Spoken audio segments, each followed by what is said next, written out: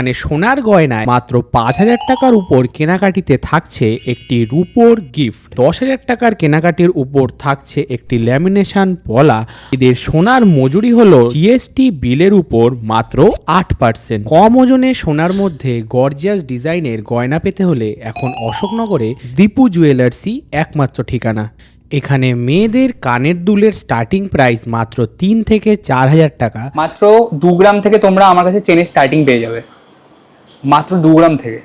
এই বাদশাহী আংটিটা দেখে তোমার কত গ্রাম মনে হচ্ছে? এটা তো আমার দেখে মনে হয় 7 থেকে 8 গ্রাম হবে। এটা 3 গ্রাম 900। মাত্র 3 গ্রাম, এটা মানে অবিশ্বাস্য। তোমরা আমাদের কাছে মাত্র 7 গ্রাম থেকে পেয়ে যাবে।